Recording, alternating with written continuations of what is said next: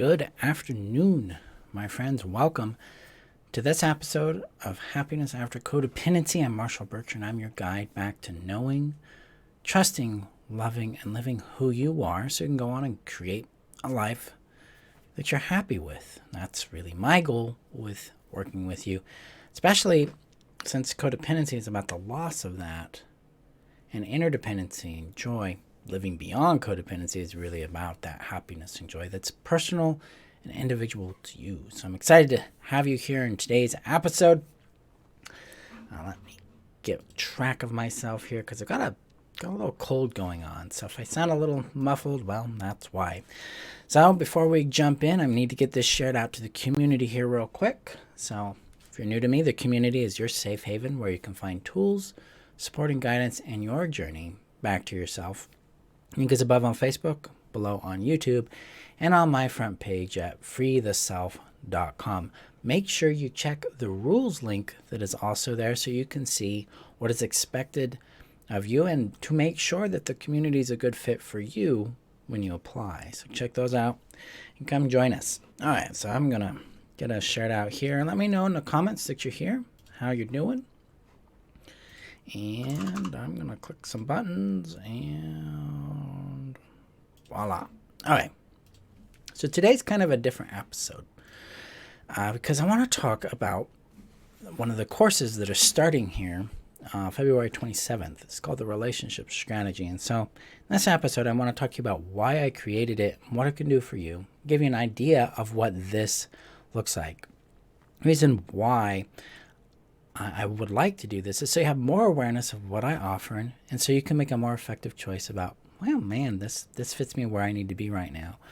Or down the road, you're like, this is what I want to take, so here's what I need to be doing to get there. So that's what today is about. And then feel free to ask questions, and we can have a discussion here about relationships and about how they function and about what's going on with them. So, that's what we're going to be doing today. Now, again, just a little head cold's got me thrown off a little bit. So I put some notes up here, and I'm just going to, if I can find them, I'll pull them up. There we go. All right. So bear with me just a sec here. All right. So what is the relationship strategy? Well, it's the fourth step or the fourth phase in what I call the happiness after codependency system. So there's four steps or phases in this system. The first one's self-trust, where we restore we help you start caring for your nervous system, soothing it, and then start restoring your sense of self-trust, both in your legitimacy, your natural completeness, and then help you get into what's called congruence or alignment with yourself, so that the way you use your personal power, your choices and actions is working for you rather than against you.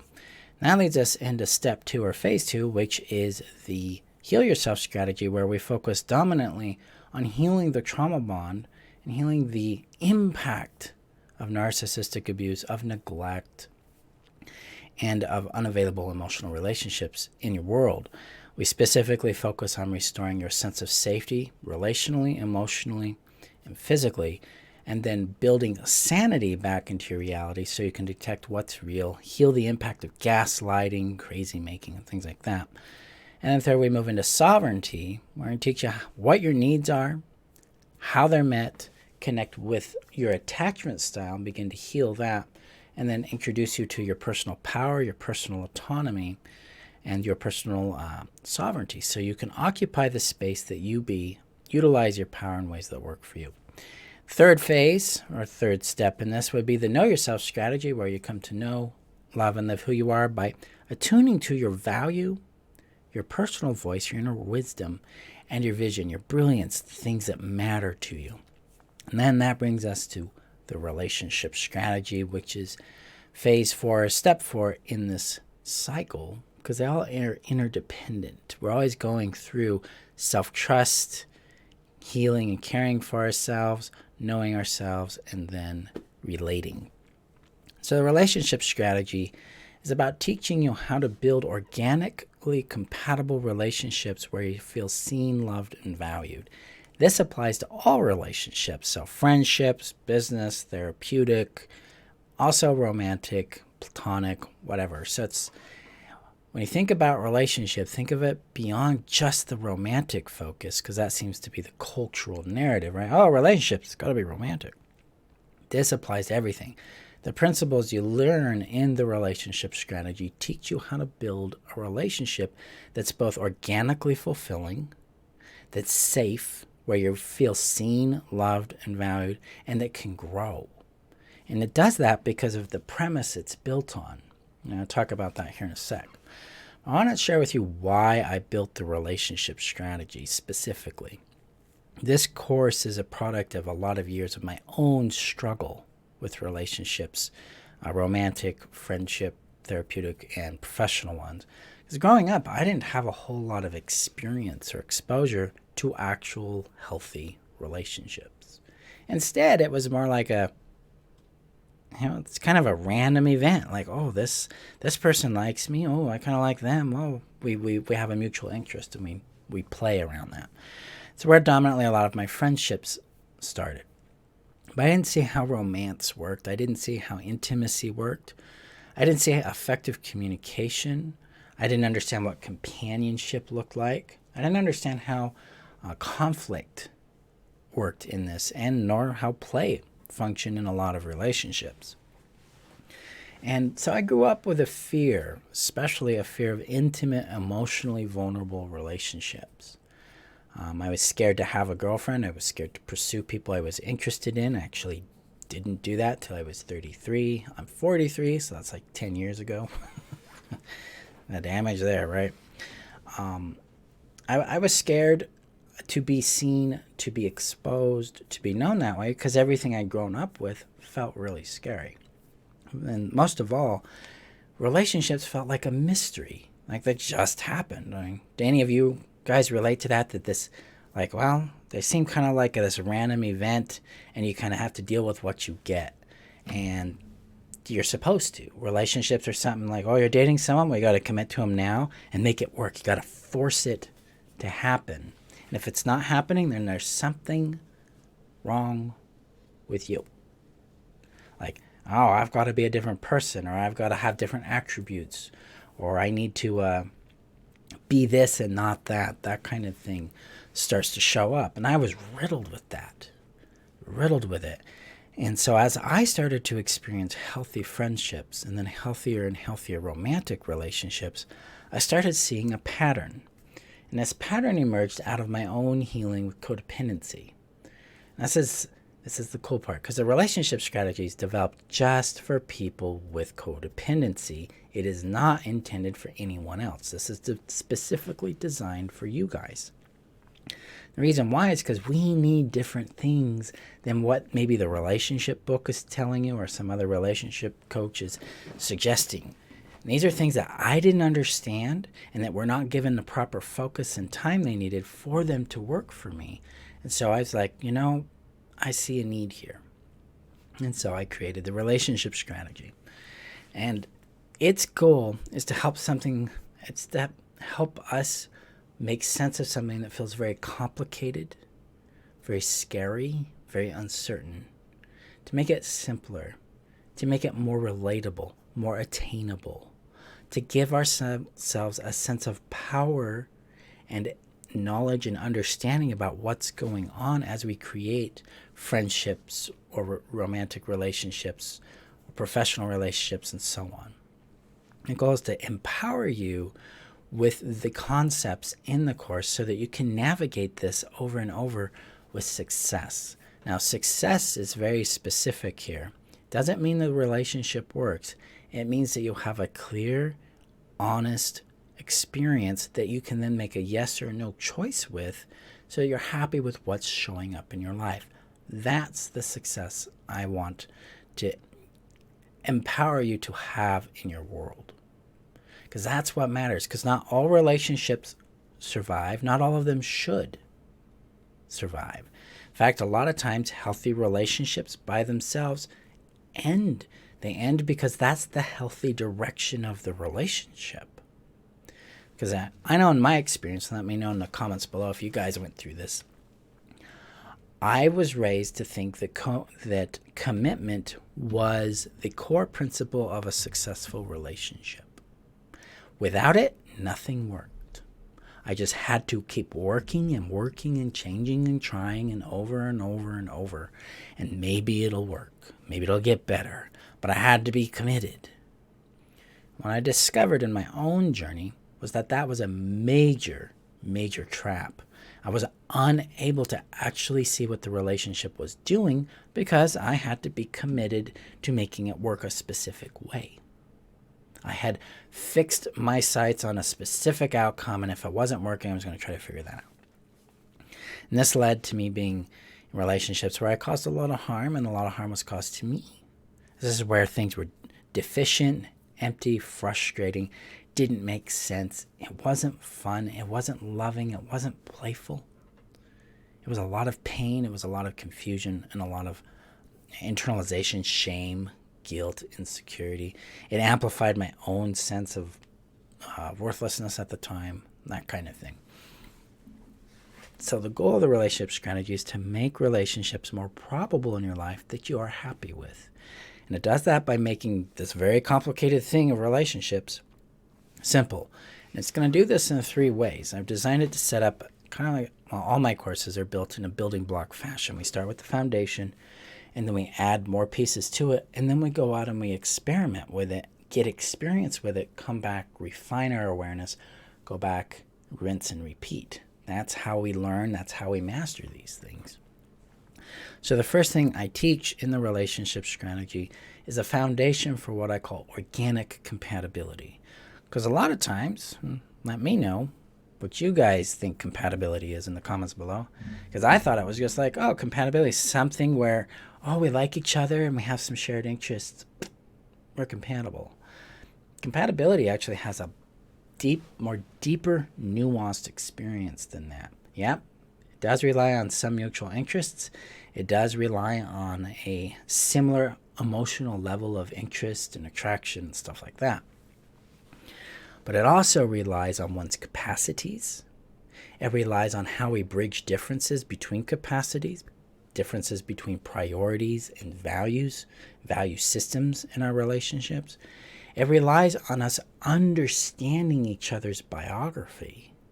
Understanding, oh, okay, if Marshall has this kind of sensitivity, then I need to approach it this way so we can best perform in communication in a way where we can hear each other. I mean, my girlfriend does that for me. I do that for her. We're sensitive to our own activations. We communicate about what activates those things and what would help us stay regulated and connected and clear. So we are reaching towards each other, caring for each other that way, doing a bit of the emotional load for each other, because that's how we maintain connection, safety, and intimacy there. And that's built on organic compatibility. So organic compatibility means that we have a fit that we can naturally bring together, both based on our natures, because we have similar thinking styles, similar value systems, we have very similar or the same priorities, things like that. As well as we manufacture bridges that close the gap between the differences, and we build habits and approaches with each other so we can navigate each other's emotional landscapes in ways that feel safe, loving, and nurturing. What this does is it builds secure attachment. It negates the power over experience that happens in relationships, especially in conflict, where someone wants to force or control an outcome with the other person. Instead, it negates that. We move towards understanding. It takes communication and moves it towards comprehension and towards acknowledgement. So we're feeling seen there and feeling understood.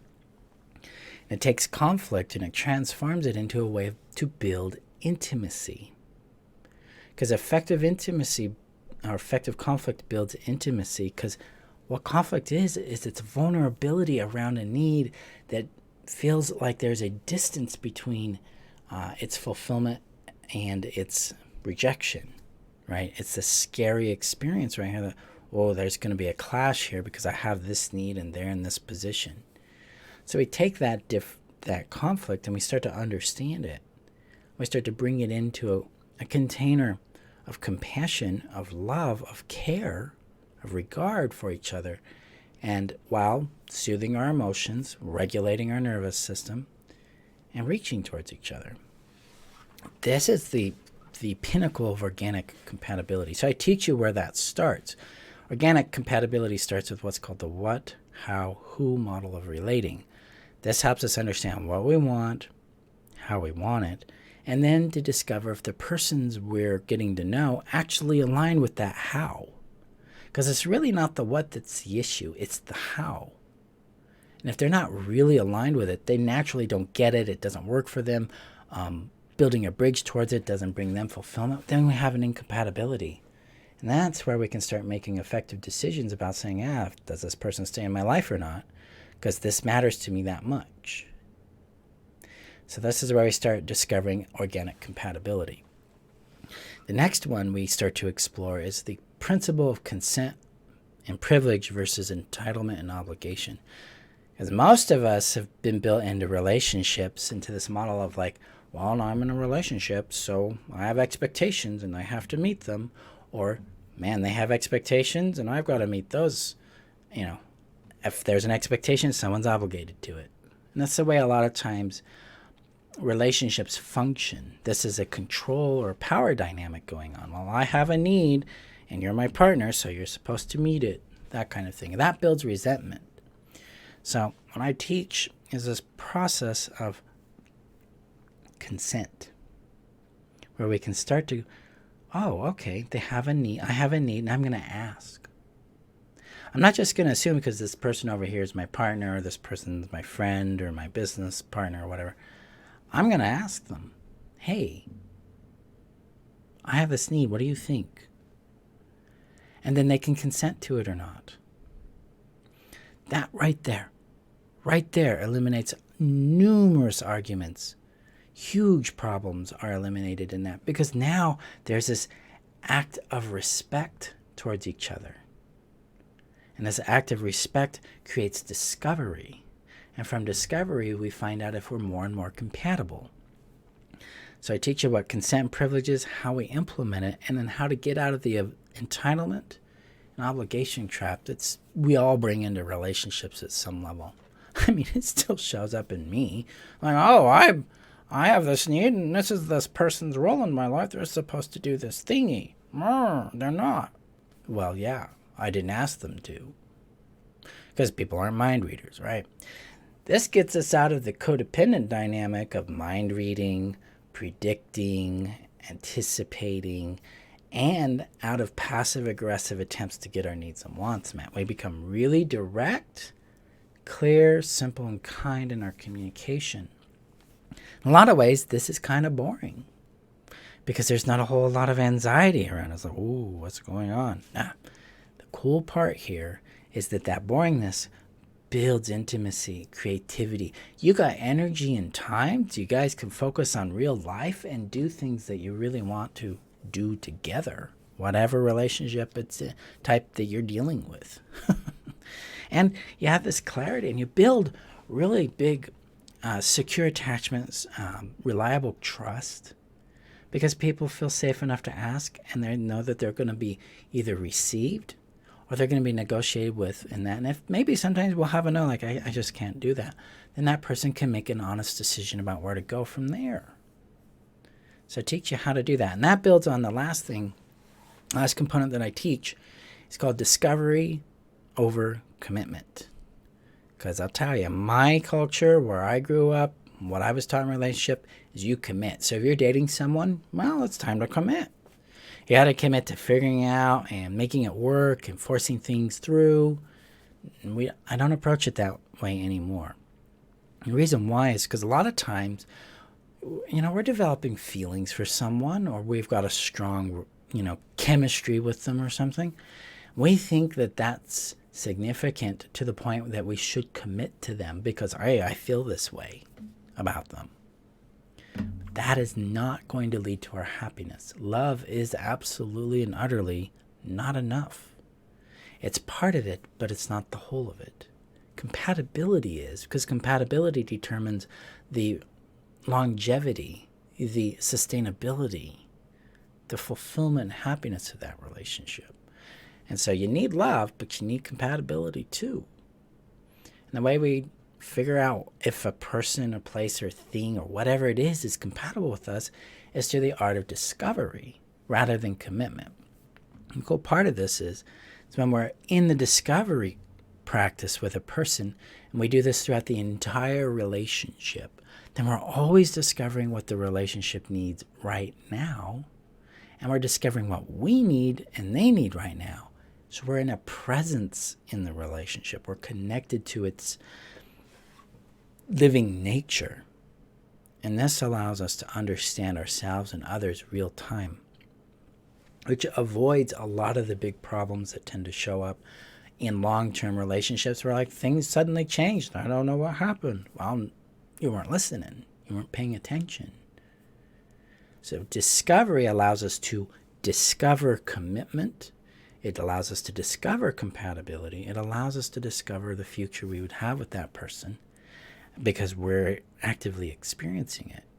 And that way we can make honest commitments to highly compatible people in our world. And this takes the big risks out of the game of building relationships in our lives, because now it's not so much a big gamble. It's more like, well, I know what they do with trust because I teach you how operational trust is built in the relationship strategy, how that functions using what's called the 8 relationship bare minimums, and how to detect it. You know they're trustworthy because of the way they show up. You know if you're happy or not because you're attuned to your own emotional awareness in the relationship. You're like, I'm really enjoying this. You know what your needs are. You know how to ask for them, and you'll know how they'll be received because you've been practicing that with them. You know that your wants are valued because they're demonstrating that. And vice versa, you're demonstrating that to them. That's the power of the relationship strategy, because that's the power of building a relationship this way, from organic compatibility through discovery and through consent. You get a really honest, clear relationship that can be very fun and very fulfilling, and most of all, safe, light, soft, passionate, kind. Where you're having a hard time and you bring it home and you're like, man, today was just a day. And they're like, come here. And they know what to do because they've learned what you need. They've learned what you need because you've shared it with them and you guys have practiced it. That's my goal. That's why I created the relationship strategy. So you could have friendships where you are seen, loved, and valued. Romantic relationships where you're seen, loved, and valued. Business relationships where there's this organic friendship and compatibility and this mutually shared vision. Therapeutical relationships, all of them can align this way because you know what you need and want, how those work, and then you can choose people based on that. That's what the relationship strategy is about. So we start this, not this Sunday, the next Sunday, February 27th. The course is 12 weeks long, so it's going to run from February 27th to May 15th. So it's currently 12 modules. I'm probably going to add something to it. We'll see. Classes last about 2 to 2.5 hours each. You get lifetime and unlimited access to the recordings and to future live versions of the course. $12.50 for new students, $7.50 for existing students. There are payment plans available for it. And the classes are taught twice. So like on February 27th, which is a Sunday, class 1 is taught at 11 a.m. and 6 p.m. So you get the choice of a morning or evening class, or depending on where you are in the world, that could be an evening or a morning class for you. So you can show up as to whatever you feel best or works best for your time and your scheduling. And you also get lifetime or unlimited access to my twice-a-week support group called Live Mentoring Hours, where we connect with you, give you guidance and support and celebration and your discoveries as you go through the course. And you have that forever. That doesn't expire at the end of the course. So this is resonating with you. If you're like, this is where I want to be, this is where I want to go, click the link. The link is above on Facebook, below on YouTube. on the front page of my website, and come and enroll and join us. There's 20 seats available. There's 20 seats total open for enrollment. 19 are currently available. Enrollment ends February 25th. Now, you might have some questions as to whether or not this is the right fit for you, depending on where you're at in codependency. Some questions to ask yourself. Have you worked on and found space from love addiction, the trauma bond? Because if you haven't, then the Heal Yourself strategy is your first focus. Cool thing, the Heal Yourself strategy is included with the relationship strategy, so you can enroll in this, start your work there. If you have high paralyzing levels of self-doubt, you don't trust the legitimacy of your emotions, your wants, your needs, your perception, you feel like you don't know what's real, I recommend the self-trust course first and then the Heal Yourself strategy. Now, if you don't know yourself, you're like, I don't know what my wants are, what my needs are. I don't know. My value is still dependent on other people. Rejection is a very scary thing. It paralyzes me. Things of that nature. Then I would recommend the Know Yourself strategy first. But if you're like, I'm ready to know myself a little more in relationships, I'm ready to get out there and build some friendships, some romantic relationships, I'm ready to experience something more beyond my codependency that is in the relationship realm. You want to learn what it's like, how to determine trust, how to build those connections. These things, your body is alive and light in this idea, then I recommend the relationship strategy. So there you go. Let me know if you have any questions in the comments below, guys. I'm always here to discuss those things, help you understand what might be best for you in your journey and what I have to offer. Thank you for your time today. Let me know what you got out of this video, and go gently with yourself as we go forward. And remember, next Friday enrollment closes, so you got about a week and a half. I look forward to seeing you guys in class. If you come and join us, go gently. Okay? And I will see you guys in our next video.